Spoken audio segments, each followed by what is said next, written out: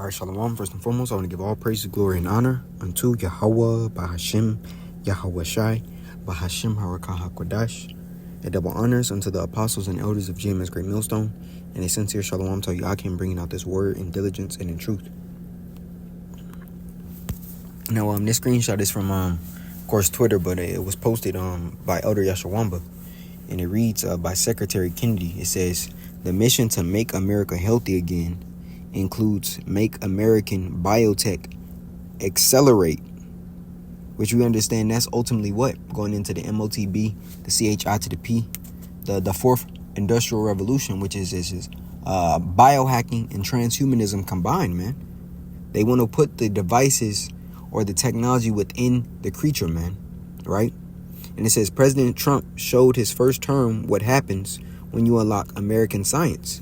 Breakthroughs happen fast. Now, I want to grab this precept here in the book of Revelation 6, right? Because Esau is going to talk in a way in which he's trying to benefit the people, in which he says he tried to benefit the people, right?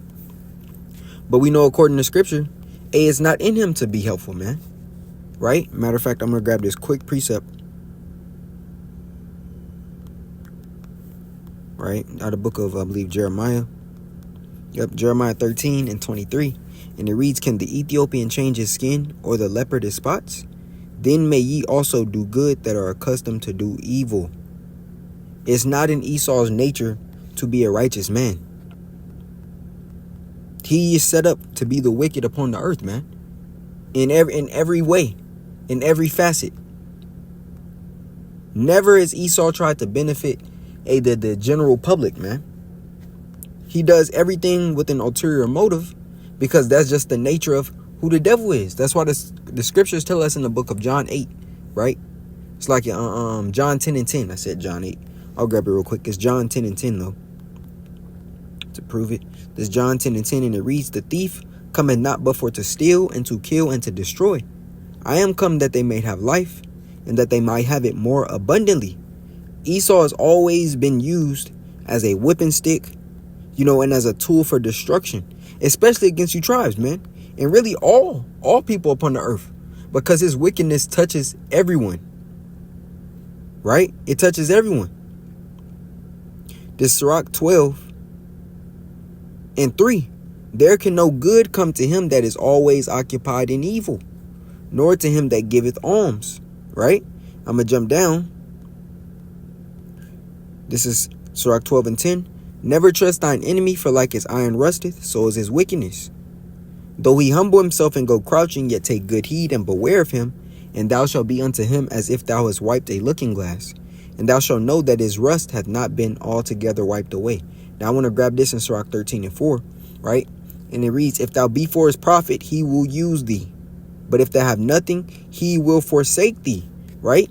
So when we go back here, and he said, now we're going to do it again. Basically showing you, that first term, of Donald Trump, you had what, the 19, right? And under that 19, he told you, or you were told, I should say, that there's a bolus, a medical fluid that you must have within your body in order to work, in order to go to your favorite restaurant, in order to work out in the gyms, in order to be around your own family. And he convinced the world that without this medical fluid, or I should say, without this potion, that your health was in jeopardy, man. And told you what? Trust the science. This is what Esau Edom told you. As well as certain Israelite leaders told you the same thing, man. Right? So they told you this, and then what? People started dropping. People started dropping, man. Why? Because they trusted the devil, man.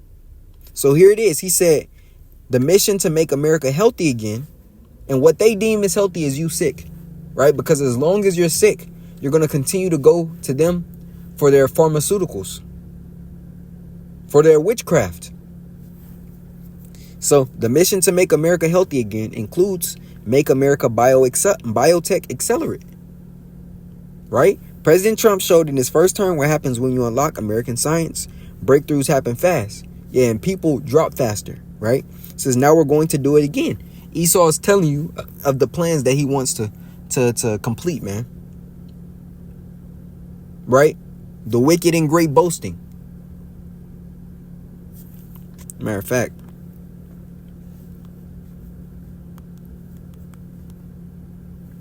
this Psalm 10, and I'm gonna start at 3. It says, "For the wicked boasteth of his heart's desire, and blesseth the covetous, whom the Lord abhorreth." Right? So here it is, he's boasting of the plans that they want to accomplish. But this is ultimately because he knows that his time is short. He knows that he had but a short time, man. So he's trying to kick everything off so he can accomplish as much as he can within this window. And ultimately, by him declaring certain years of, by year 2030, or it's like at 2030, we plan to have this done. By the year 2028, we plan to have this done. Those are all his plans of what he thinks he's going to accomplish. But ultimately, Yahweh Shema Shai has a different plan, right? The scripture says in the book of Job, the Lord will not allow him to fully set forth that enterprise, right? There's bounds in which he can't pass. And also the next rulership has to come. Esau is the end of the world. Jacob is the beginning of it that followeth, right? So it says, we know the power of U.S. biotech. Here it is. It's time to let it flourish. Not tie it up in red tape, misalignment, and a process that gives edge to foreign interests and large incumbents. We're clearing the path to transform great science into real cures at lower cost. Now, what does scripture say about this guy, right? This Revelation 6:4 says, then another horse appeared, a red one, right? Understand that this is Esau Edom it's speaking about. Its rider was given a mighty sword, and understand Esau's blessing is what the sword, and that sword comes in various forms. The media is part of his sword. The pharmaceutical industry is part of his sword. The Food and Drug Administration is part of his sword. You can go on and on. The education system, the political system, which are all facets of the image of the beast, by the way. It's not no damn Caesar Borgia. Right? It says, and most importantly, his actual weapons. Right? It says, and a mighty sword, and the authority to take peace from the earth. This is the NLT that I'm reading. I'm reading the KJV after. It says, then another horse appeared, a red one. Its rider was given a mighty sword and the authority, right? Because the Lord gave Esau dominion for this appointed time, to take peace from the earth, and there was war and slaughter everywhere. So when we read it in the KJV, it reads, and there went out another horse that was red, and power was given to him that sat thereon to take peace from the earth. So here it is. He's telling you, yeah, we want to make sure that this can flourish because we're clearing the path to transform science into real cures at lower cost, better health. It's like one of them advertisement commercials, which at the end of the scenes, they speaking hella fast, in a high pitched voice of all the what you call it? Lord, will the word come to me? Of all the adverse effects that's going to happen unto it. Call on Yabashim Shai. Of all the adverse effects that's going to happen unto the users of it, man. Right? But here it is. He's telling you that this is going to change real cures. Here it is. You still got cancer upon the earth. You still got diabetes, high blood pressure, sickle cell anemia. All manner of disease and ailments. But this all of a sudden is going to cure everything. Didn't he blow up a plane from scientists that were going to the I believe it was a cancer, what would you call it? It was like a cancer convention or committee, man. And they said they found a cure to cancer. And those 6 to 8 scientists that were on the plane just mysteriously blew up, right? He's never been about peace. He's never been about health. He's never been about serenity, man. Take a look at what we're surrounded by. The air you eat is messed up. It's like the air you breathe is defiled. Chemtrails are sprayed in the air all day. The food you eat is not real. Really, you don't want to know what's in the food. That's why the scripture says of the Lord's mercies that we're not consumed. Because really, we have no clue what we're eating, man. Even if you try to eat healthy. Your fruit don't have seeds. Your water ingredients say more than water.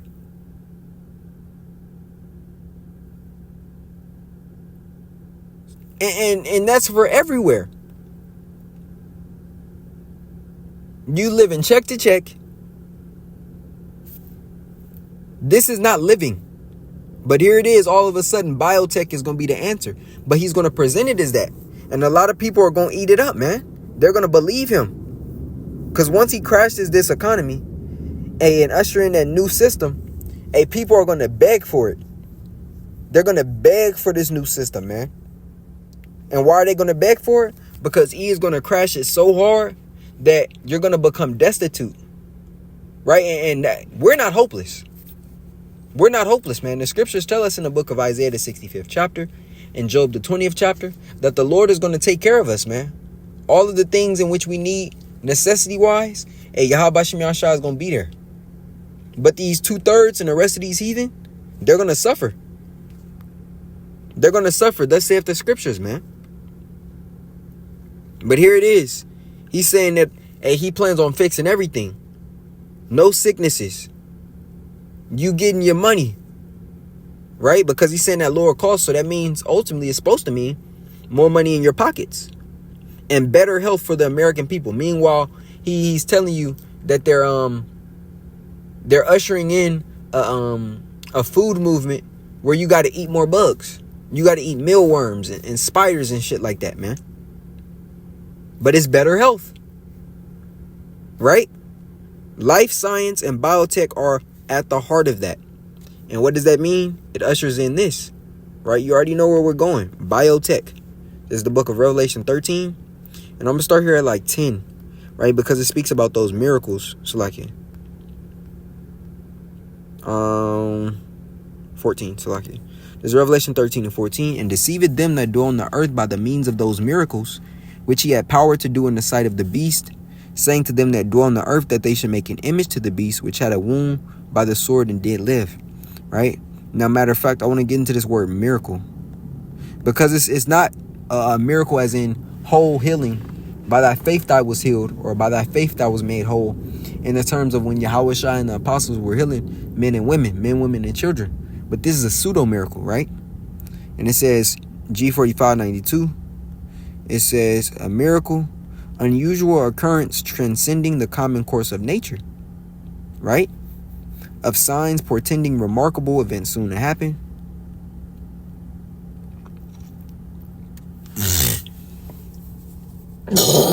Selected.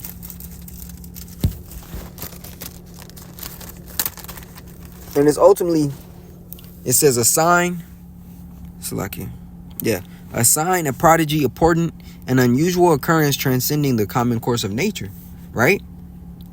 For example, when he puts, and Elon Musk said it, from 6 months to a year from now, he wants to make sure that everybody has biotech underneath their skin.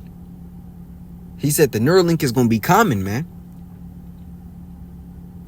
Right? It says a sign, prodigy, portent, an unusual occurrence transcending the common course of nature. Right? Now, EO advertised the fact that, one of his, medical devices gave somebody back their ability to basically play on their smartphone or to play on a computer. One that was paralyzed because he puts it on top of the brain. But that person still isn't whole. And on top of that, what happens when he shuts down the power? That person is left destitute again. So to what avail? How good of a miracle is that if you still in a chair?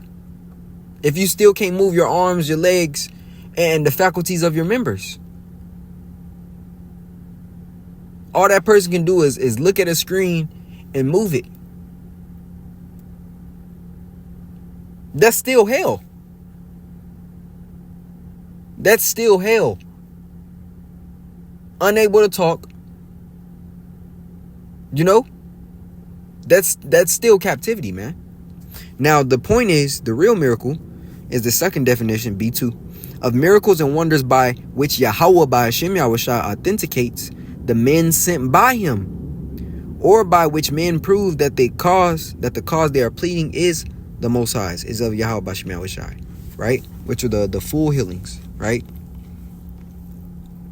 But to get back to the point, right? It says, the means of those miracles which he had power to do in the sight of the beast, saying to them that dwell on the earth that they should make an image to the beast, which had the wound by a sword, and did live.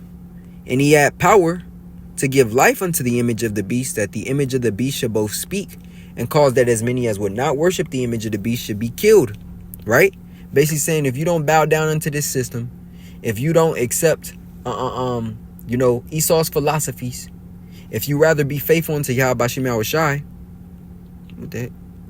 If you rather be faithful unto Yahweh Shem Yahushai, then guess what? You can be put to death. So be it, man. It says, and he causes all, both small and great, rich and poor, free and bond, that's everybody, to receive a mark in their right hand or in their foreheads, and that no man might buy or sell, save he that hath the mark or the name of the beast or the number of his name. Here is wisdom. Let him that hath understanding count the number of the beast, for it is the number of the man, and his number is 666. So all you got to do to get the understanding is go press the word mark, man. You're going to see the word charagma, G40 5480, right? A stamp, imprinted mark showing you that it's physical, stamped on the forehead or the right hand as the badge of the followers of the anti-anointed. It's a mark, branded thing, carved, sculpture, graven work. The word from this is graphos. Karax, Salakia. Karax thing, graphos. Watch. A pale stake palisade for the word karax, which the tool being implemented for the charagma is a syringe to sharpen to a point. The idea of scratching, karax. The word from there is graphos, which is the information stored within this device. Everything that you have a paper, plastic ID for is going to be stored within this system, man. It's that simple, right? And to bring even more edification into it, you go into the word kaisai stigma. Go into the word stigma.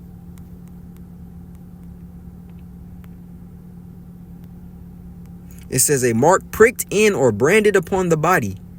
To ancient Oriental usage, slaves and soldiers bore the name or the stamp of their master or commander, branded or pricked, cut into their bodies to indicate what master or general they belonged to. And there were even some devotees who stamped themselves in this way with the token of their god. So it's a badge of what? Servitude. A score of service, recognition of ownership. But here it is, he's telling you it's going to make your life better. Only the devil would say that, man. Ultimately, because he wants what? He wants power. He wants you to worship him as a god, man. As the omnipotent, man. As Yahweh. But this goes to tell you they're going to butter this up, to try to make the public believe that this the saving tool.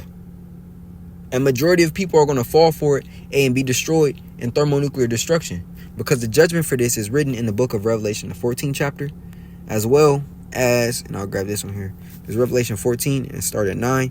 And it reads, and the third angel followed them, saying with a loud voice, if any man worship the beast and his image and receive his mark in his forehead or in his hand, and it don't matter where it goes, man, the same shall drink of the wine of the wrath of Yahweh by Shem Yahushai, which is poured out without mixture into the cup of his indignation. And when you read that part in the NLT, it says, and they will be tormented with fire and burning sulfur in the presence of the holy angels and in the presence of the Lamb. Right? Meaning what? You're going to be burned up. Yahweh Shem Yahushai is going to make sure he burns you. Right? So that's the point. So going back to this here, the mission is make America great again, make America healthy again, make America biotech accelerate, which all involves Esau ruling over you and proclaiming himself as a god, as your God, man.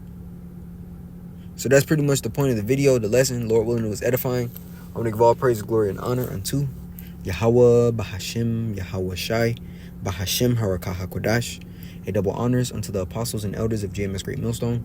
And a sincere shalom to Yakim, bringing out this word in diligence and in truth. Shalom.